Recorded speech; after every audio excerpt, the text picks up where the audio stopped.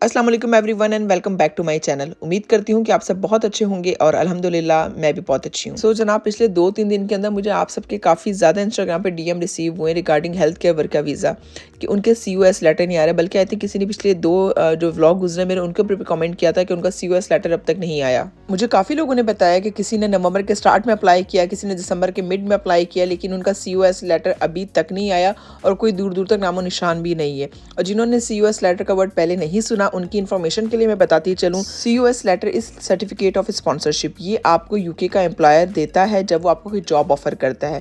अगर आपको COS letter को एम्प्लॉयर इशू करता है, इसका मतलब ये है कि वो आपको स्पॉन्सर कर रहा है यूके में जॉब के लिए, वो आपको यहाँ पे सैलरी देगा, बुलाएगा, काम देगा। और मैं आपको ये भी बताती चलूँ यहाँ पे कि COS letter is one of the most important document. इसके बिना आप वीज़ा भी अप्लाई नहीं कर सकते। जनाब, आज की वीडियो में हम इसी पे बात करने वाले हैं कि क्या रीजंस हैं जिसकी वजह से आपका COS लेटर इतना डिले हो रहा है। मतलब लोगों ने 3-3, 4-4 महीने पहले अप्लाई करा बट उनको COS लेटर इशू नहीं हुआ, जबकि ग्राउंड रियलिटी ये है कि COS letter within 1 working day issue होता है नॉर्मली। आज के ब्लॉग में हम COS लेटर पे ही बात करेंगे कि क्यों नहीं इशू हो रहा है, क्यों इतना डिले हो रहा है। जो चीज़ आपको एक दिन में मिलना चाहिए उसके लिए 3 से 4 महीने क्यों लग रहे हैं, और आप क्या कर सकते हैं जल्द से जल्द COS लेटर लेने के लिए। आपने बस करना ये है कि इस व्लॉग को पूरा देखना है, और अगर आपको ये व्लॉग अच्छा लगता है तो आपने लाइक, शेयर एंड कमेंट जरूर करना है, अपना फीडबैक मुझे देना है। और अगर आपने मेरा चैनल अब तक सब्सक्राइब नहीं किया तो चैनल को भी जरूर सब्सक्राइब कीजिएगा। I will be grateful. Thank you so much. जनाब, अब बात करते हैं अपने टॉपिक के ऊपर। देखें, COS लेटर 2 तरह के होते हैं। एक होता है अनडिफाइंड COS लेटर, एक होता है डिफाइंड COS लेटर। जो अनडिफाइंड COS लेटर होता है ना, उसके अंदर होम ऑफिस आपसे इतने तहकीक नहीं करती, इतने सवालात नहीं पूछती। ज्यादा से ज्यादा 1 दिन के अंदर, 2 दिन के अंदर, मैक्सिमम 1 हफ्ते के अंदर आपको ग्रांट कर देती है COS लेटर। इससे ज्यादा टाइम नहीं लगता क्योंकि होम ऑफिस इतनी इंक्वायरी नहीं करती है आपसे। और जो डिफाइंड COS लेटर होते हैं उसके अंदर आपको बताना पड़ता है कि जो बंदा आप हायर करें वो कैसे आपकी जॉब के लिए सूटेबल है, कहाँ से आपने उसे हायर किया, कैसे हायर किया, और आपको प्रूफ देना पड़ता है कि आपके पास काम मौजूद है उस बंदे को देने के लिए। अब जो हेल्थ केयर के COS है ना, उनके अंदर भी यही चल रहा है। होम ऑफिस जो है आपके एम्प्लॉयर से, कंपनी से कह रही है कि भाई हमें प्रूफ ऑफ वर्क शो करें कि आपके पास काम अवेलेबल है देने के लिए, क्योंकि आप एक बंदे को अब्रॉड से बुला रहे हैं तो आप उसको क्या काम देंगे, आपको प्रूफ ऑफ वर्क शो करना है। और ये होम ऑफिस क्यों मांग रही है, क्यों कह रही है, वो इसलिए कह रही है कि देखें, जितने भी हेल्थ के वीजे पे स्कैम हुए वो किसी से छुपे नहीं है। जब आम पब्लिक को पता है तो होम ऑफिस को तो डेफिनेटली ये बातें पता है। मतलब हेल्थ केयर कंपनीज ने लोगों को अब्रॉड से बुलाने के बाद 40 आवर्स पर वीक काम देने के बजाय 1 आवर पर वीक काम दिया है। और क्योंकि वो ऑलरेडी एक स्पॉन्सर्ड जॉब पे यूके में काम करने आए हुए थे तो कोई और उनको जॉब भी नहीं दे रहा था। और फिर हो क्या रहा था, यहाँ पे लोग कैश इन हैंड काम कर रहे थे, छुप छुप के काम कर रहे थे। जाहिर सी बात है, इस मुल्क में आ गए तो खाना तो है, पीना तो है, रहना तो है उन्होंने आने के बाद। इवन स्काई न्यूज़ ने एक पूरी डॉक्यूमेंट्री इस टॉपिक पे बनाई जिसके अंदर उन्होंने दिखाया कि कैसे लोग सिर्फ पाकिस्तान, इंडिया से ही नहीं यहाँ पे मतलब हेल्थ के वीज़ा पे आए, डिफरेंट साउथ अफ्रीकन कंट्रीज से भी आए हुए, नाइजीरिया से लोग आए यहाँ पे काम करने के लिए। और उस डॉक्यूमेंट्री में दिखाया था कि भाई कैसे नाइजीरिया वगैरह से लोगों को बुलाया इन्होंने, और यहाँ पे बुलाने के बाद उनको काम नहीं दिया और उनको 0 आवर भी नहीं दिए टू बी ऑनेस्ट। मतलब जिस जॉब के लिए उन्हें बुलाया था यहाँ पे वो जॉब एग्जिस्ट ही नहीं करती थी टोटली।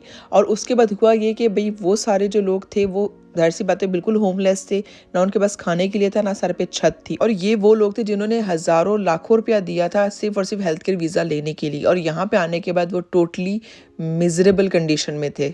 अब होम ऑफिस इस स्कैम को ख़त्म करने के लिए, रोकने के लिए कंपनी से और एम्प्लॉयर से कह रही है भाई अगर आपके पास कोई काम है तो पहले हमें शो करें।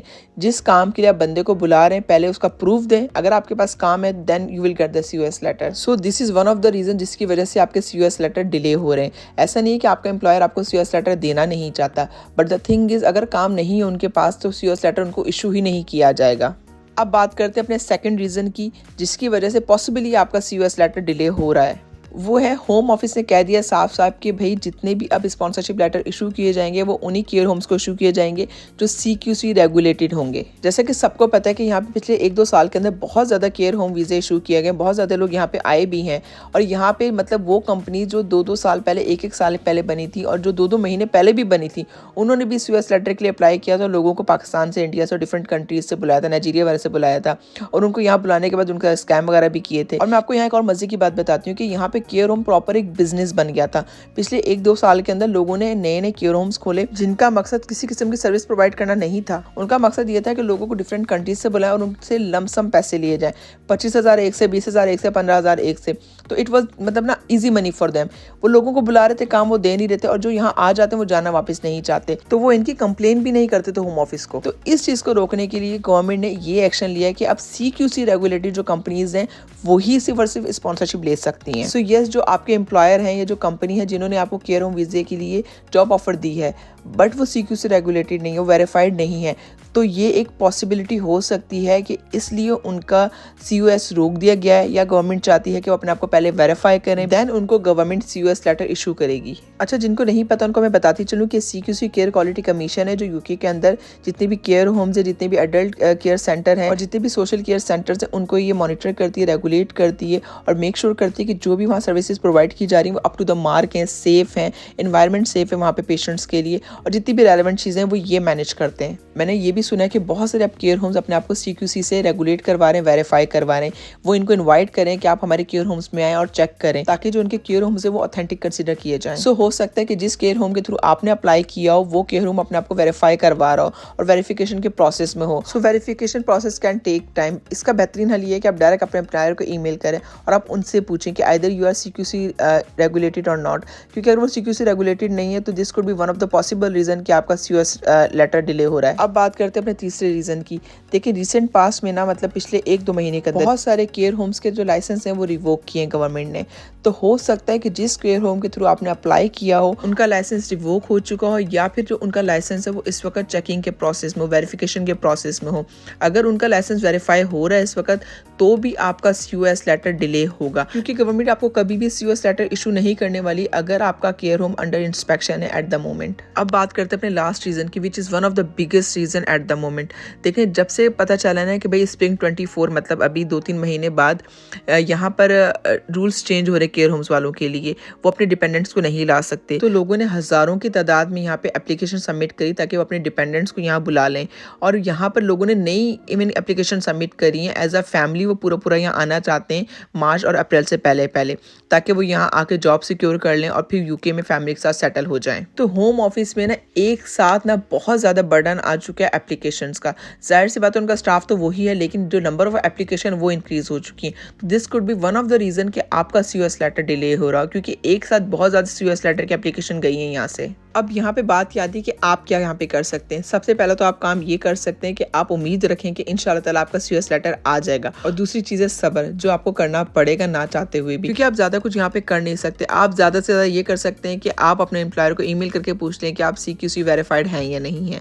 अगर वो CQC वेरीफाइड हैं तो इसका मतलब है कि वो जेन्युइन है तो आपके लिए काम भी अवेलेबल होगा, और अगर वो जेन्युइन है तो उनको COS लेटर इशू हो जाएगा, चाहे डिले के साथ हो, थोड़ा टाइम लग जाए, लेकिन मिल जाएगा अल्टीमेटली। और मैं यहाँ आपको ये भी बता दूं कि अगर home office COS letter issue नहीं कर रहा तो यहाँ आप ज्यादा कुछ कर नहीं सकते। आप क्या कर सकते हैं कि आप अपने एम्प्लॉयर से रिक्वेस्ट कर लें कि भाई होम ऑफिस को वो ईमेल करके पूछें कि क्या रीजन है, क्यों COS लेटर डिले हो रहा है, क्योंकि जाहिर सी बात है वो लेटर आपने नहीं सबमिट किया, वो एप्लीकेशन आपकी नहीं थी, वो आपके एम्प्लॉयर की थी। तो ये चीज़ आपका एम्प्लॉयर ही वेरीफाई कर सकता है, पूछ सकता है होम ऑफिस से कि भाई रीजन क्या है डिले की। सो अगर आपका भी COS लेटर डिले हो रहा है और अगर आपकी कंपनी जेन्युइन है तो मैं आपसे कहूंगी कि प्लीज सब्र रखें, आपको परेशान होने की जरूरत नहीं है। आपका COS लेटर शायद लेट आए पर आ जरूर जाएगा इंशाल्लाह। चलिए जनाब, इसी नोट पे आज का ब्लॉग एंड करते हैं। इंशाल्लाह ताला नेक्स्ट ब्लॉग में आपसे फिर मुलाकात होगी, तब तक अपना बहुत ख्याल रखिएगा, मुझे दुआ में याद रखिएगा। टेक केयर, बाय बाय, अल्लाह हाफिज।